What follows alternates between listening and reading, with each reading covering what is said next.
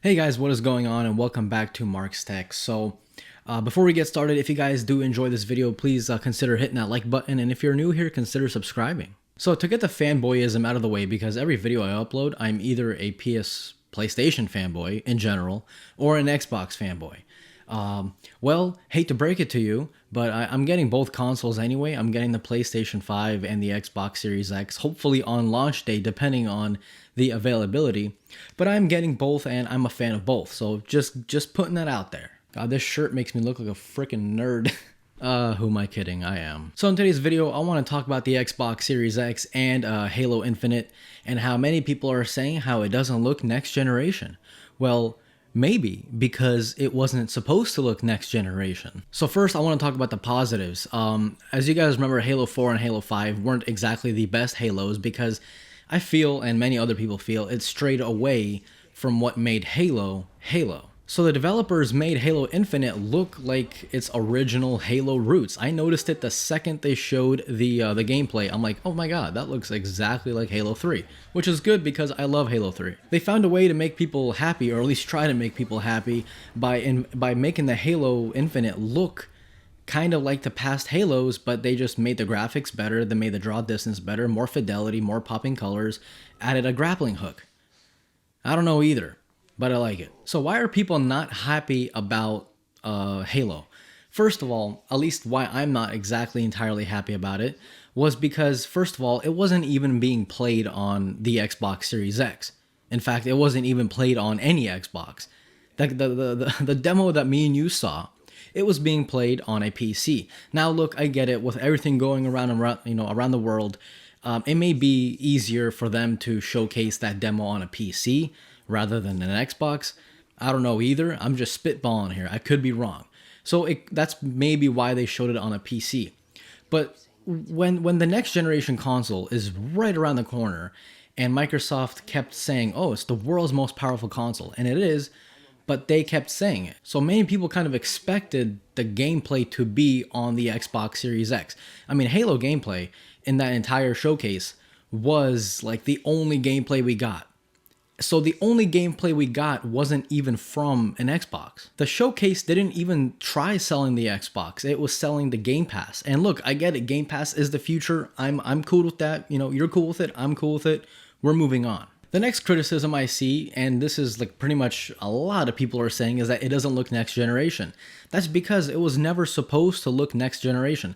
Now look, I am not, what's that phrase everyone keeps saying? Damage controlling. I am not damage controlling. I'm not like supporting them by it looking like that. I'm just saying the obvious. This game started making, they started making this game 5 years ago.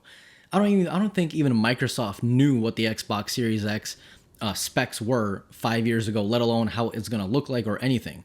So if Microsoft didn't know 5 years ago what the Xbox Series X specs were, how did you expect 343 Industries, the makers of Halo, to know what the Xbox Series X specs are?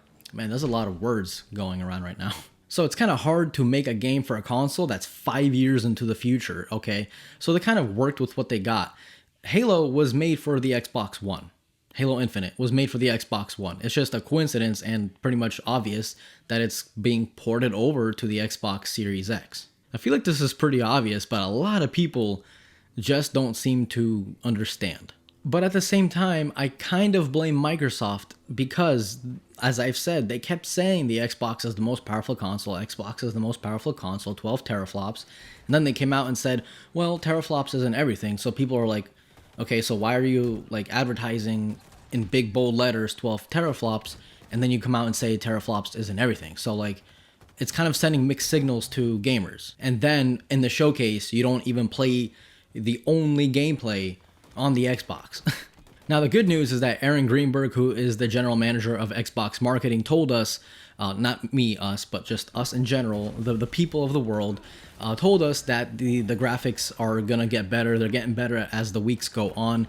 So what we saw in that gameplay wasn't the final kind of product, which is good news. But again, I blame Microsoft. If they knew that this wasn't the final product, that this gameplay wasn't the final build of the game, why not put a disclaimer in the video that says beta, like, or like work in progress or something? Like, You know, many YouTubers who get games like weeks and months in advance to play it out and try it out and tell people their opinions and maybe show a little bit of gameplay.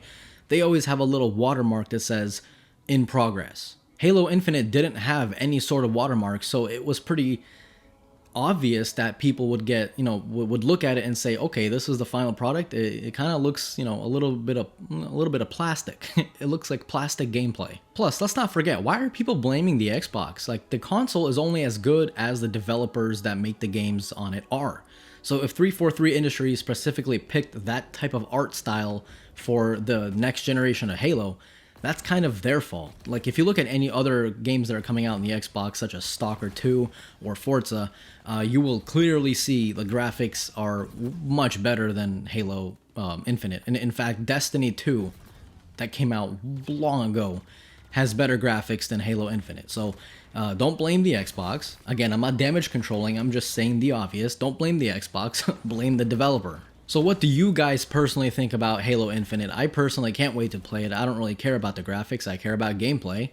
And it looks like a nice little flashback to Halo 3, which again is my favorite Halo, so I'm gonna play it either way. But yeah, let me know in the comments down below. This was Mark from Mark's Tech. Adios.